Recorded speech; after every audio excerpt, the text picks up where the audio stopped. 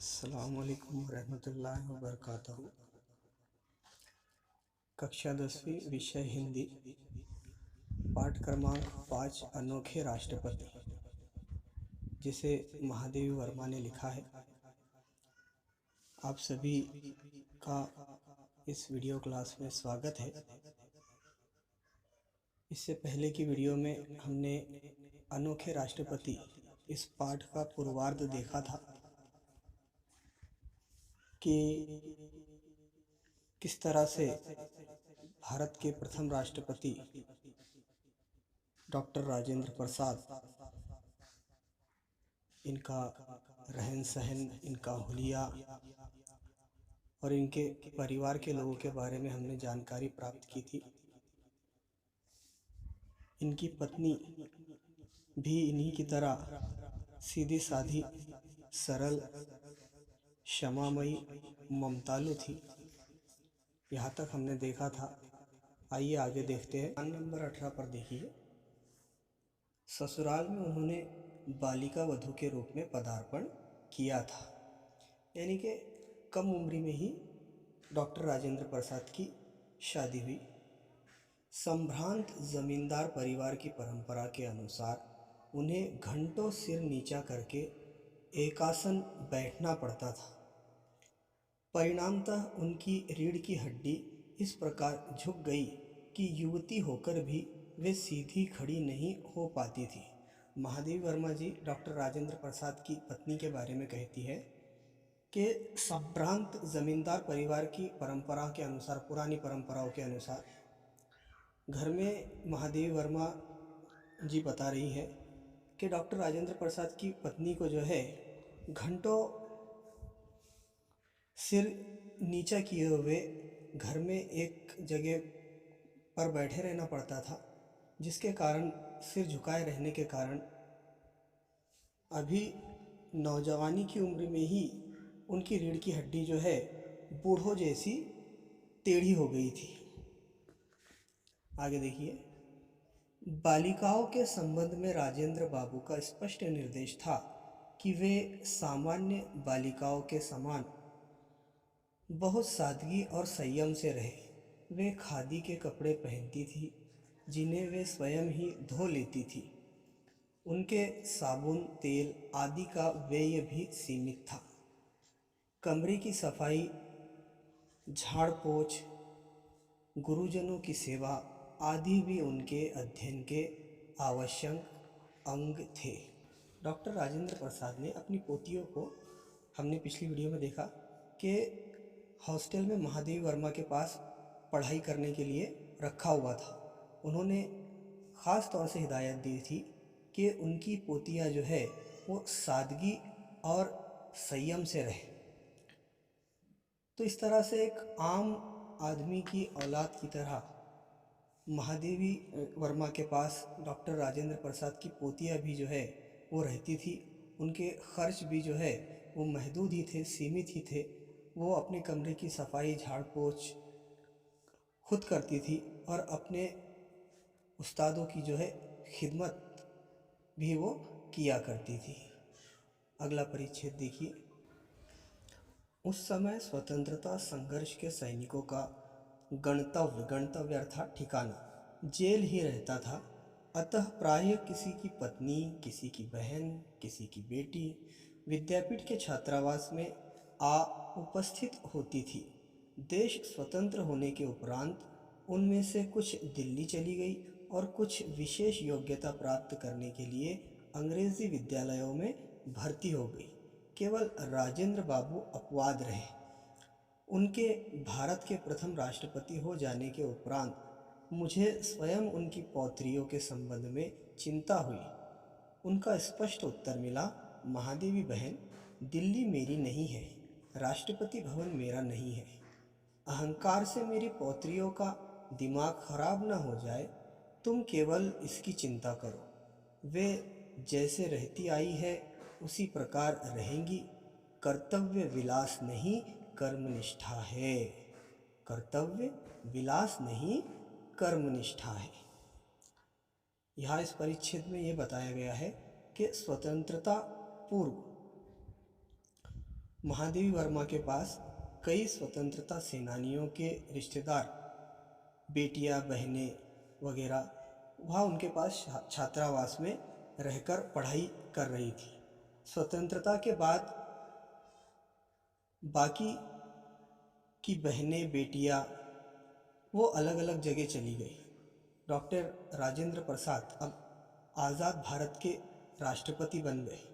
अब महादेवी वर्मा को फिक्र हुई कि उनकी पोतियां अब यहाँ रहेंगी या नहीं, लेकिन राष्ट्रपति बनने के बाद भी राजेंद्र प्रसाद ने साफ कहा कि महादेवी बहन, दिल्ली मेरी नहीं है, ये राष्ट्रपति भवन मेरा नहीं है। बस तुम इसका ख्याल रखो कि इस बात का मेरी पोतियों के अंदर कोई अहंकार पैदा ना हो, गुरूर तकब्बुर उनमें ना आए। वो जिस तरह से तुम्हारे पास पढ़ाई कर रही थी, अब भी जो है वो तुम्हारे पास ही रहेंगी। कर्तव्य विलास नहीं, कर्मनिष्ठा है। फ़र्ज़ ये ऐशो इशरत नहीं, बल्कि काम के एतबार, अपने काम के अकीदतमंदी से अपने काम को अंजाम देना ही फ़र्ज़ है। आगे देखिए, उनकी सहधर्मिणी में भी किसी प्रकार का परिवर्तन नहीं हुआ। यानी कि भारत के राष्ट्रपति बन जाने के बाद उनकी पत्नी, उनकी बीवी के अंदर भी कोई बदलाव नहीं आया। जैसे वो पहली थी, सीधी सादी, ममतानु, क्षमामयी, वैसे ही वो अब भी है।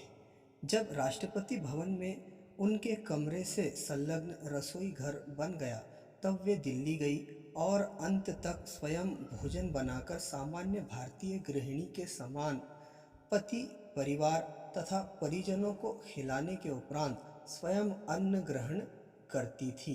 यानी सबको खाना अपने हाथ से बनाकर खिलाती और सबका खाना होने के बाद ही जो है, मामूल के मुताबिक सबका खाना हो जाने के बाद ही वो खाना खाती थी। उस विशाल भवन में यदि अपने अद्भुत आतिथ्य की बात न कहूँ तो कथा अधूरी रह जाएगी। महादेवी वर्मा कहती है कि राष्ट्रपति भवन में भी मेहमान नवाजी, आतिथ्य यानी कि मेहमान नवाजी, उनकी मेहमान नवाजी के बारे में अगर मैं ना बताऊँ तो ये संस्मरण अधूरा रहेगा। उनके बारे में ये दास्तान जो मैं आपको बता रही हूँ, महादेवी वर्मा कह रही है कि वो अधूरी रह जाएगी। बालिकाओं की दादी ने मुझे दिल्ली आने का विशेष निमंत्रण तो दिया ही, साथ ही प्रयाग से सिरकी से बने 1 दर्जन सूप यानी कि अनाज पछोड़ने के सुपड़े या सुपड़ी, सूप लाने का भी आदेश दिया। उन्होंने बार बार आग्रह किया कि मैं उनके लिए इतना कष्ट अवश्य उठाऊं, क्योंकि फटकने पछोड़ने के लिए सिरकी के सूप बहुत अच्छे होते हैं, पर कोई उन्हें लाने वाला ही नहीं मिलता। प्रथम श्रेणी के डिब्बे में 12 सूपों के टांगने पर जो दृश्य उपस्थित हुआ, उससे भी अधिक विचित्र दृश्य तब प्रत्यक्ष हुआ जब राष्ट्रपति भवन से आई बड़ी कार पर यह उपहार लादा गया। महादेवी वर्मा कह रही है कि वो जो सुपड़े हैं अनाज पछोड़ने के, वो एक मामूली चीज़ है। फर्स्ट क्लास के डिब्बे में महादेवी वर्मा को जब मधु किया गया, राष्ट्रपति भवन में बुलाया गया, तो जब वो फर्स्ट क्लास के डिब्बे में वो तोहफा, वो 1 दर्जन सुपड़े लेकर जब वो सवार हुई, तो सारे मुसाफिर जो है अजीब निगाहों से देखने लगे।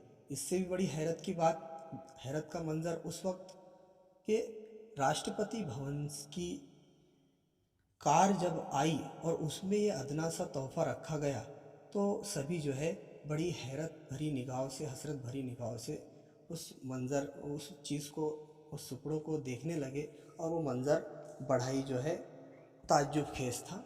राष्ट्रपति भवन के हर द्वार पर सलाम ठोकने वाले सिपाहियों की आंखें विस्मय से खुली रह गई। ऐसी भेंट लेकर कोई अतिथि न कभी वहाँ पहुँचा था न पहुँचेगा, पर भवन की तत्कालीन स्वामिनी ने मुझे अंक में भर लिया। जब वो 1 दर्जन सूप लेकर महादेवी वर्मा राष्ट्रपति भवन पहुंची तो सब हैरत से देखने लगे। ऐसा तोहफा राष्ट्रपति भवन में न किसी ने लाया था, ना ही शायद कोई आगे लाएगा।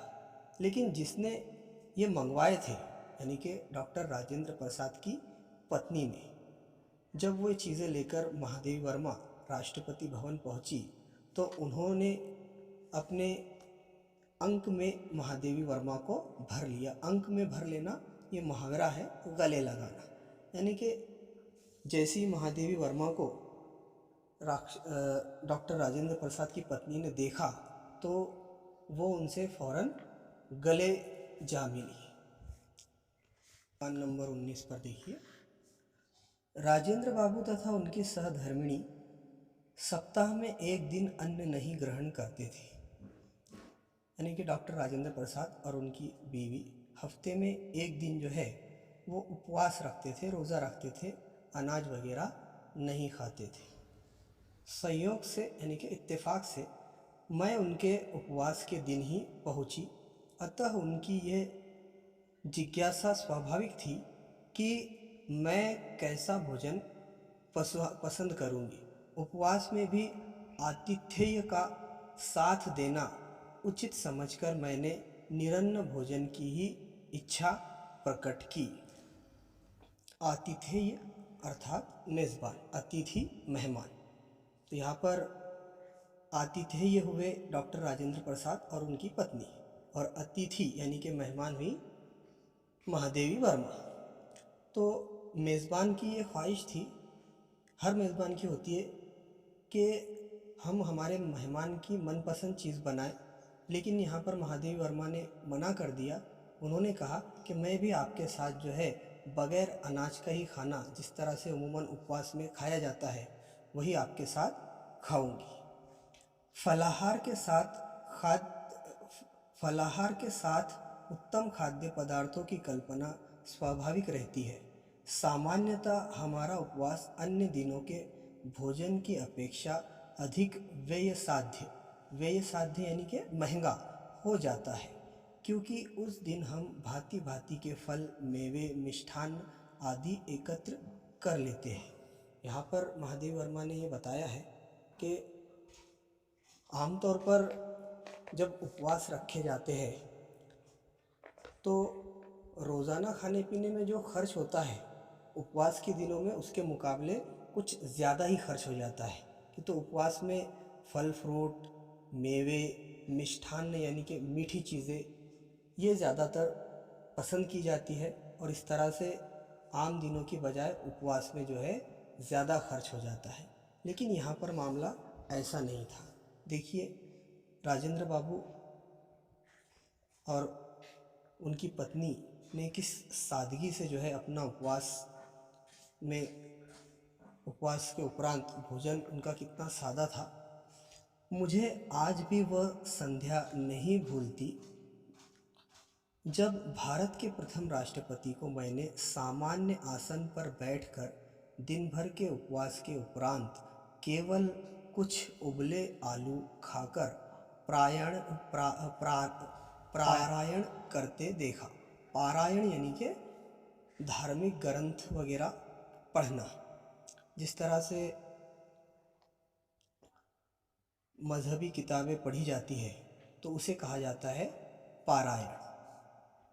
शाम के वक्त जब जिस तरह से हम रोज़ा अफ्तार करते हैं, तो ठीक उसी तरह से दिन भर के उपवास के बाद सादा सा खाना, सिर्फ उबले हुए आलू खाकर जो उनकी धार्मिक ग्रंथ है वो पढ़ना राजेंद्र बाबू ने प्रारंभ कर दिया।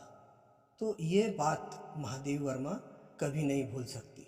मुझे भी वही खाते देखकर उनकी दृष्टि में संतोष और ओठों पर बालकों जैसी सरल हंसी झलक उठी। राजेंद्र बाबू के साथ महादेवी वर्मा ने भी वही उबले हुए आलू शाम के वक्त खाए, और उनके साथ उबले हुए आलू खाता देख डॉक्टर राजेंद्र प्रसाद उन्हें भी इत्मीनान हुआ और उनके होठों पर जो है बच्चों जैसी हल्की सी मुस्कुराहट झलक उठी। जीवन मूल्यों की परख करने वाली दृष्टि के कारण उन्हें देश रत्न की उपाधि मिली और मन की सरल स्वच्छता ने उन्हें अजात शत्रु बना दिया। अजात शत्रु यानी कि जिसका कोई दुश्मन ना हो। तो इस तरह से राजेंद्र बाबू के बारे में महादेवी वर्मा कहती है कि राजेंद्र बाबू, उनकी अखलाकी कदरें आला दर्जे की थी और रहन सहन बिल्कुल सादगी भरा। यही उनका किरदार, यही उनकी खूबियाँ थी कि जिसके बिना पर उन्हें हिंदुस्तान का सबसे बड़ा एजाज़ और देश रत्न ये उन्हें उपाधि मिली। अनेक बार प्रश्न उठता है, क्या वह साँचा टूट गया जिसमें ऐसे कठिन कोमल चरित्र ढलते थे।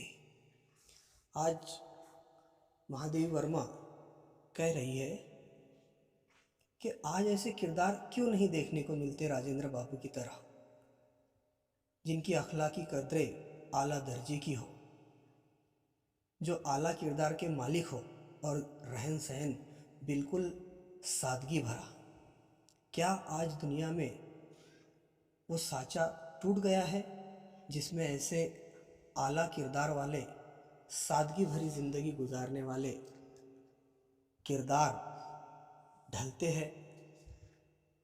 इस तरह से ये हमारा पाठ था अनोखे राष्ट्रपति, जिसमें महादेवी वर्मा ने इस संस्मरण के माध्यम से हमारे भारत के प्रथम राष्ट्रपति डॉक्टर राजेंद्र प्रसाद जी की सादगी, सरलता, सहज स्वभाव भरी जिंदगी पर प्रकाश डाला है और ये बताने का प्रयास किया है कि भारत के महामहिम पद पर पहुंचकर भी डॉक्टर राजेंद्र प्रसाद के अंदर अहंकार रत्ती बराबर भी नहीं था। उम्मीद है आपको ये पाठ समझ में आएगा। यहाँ हम रुकते हैं। अस्सलाम वालेकुम।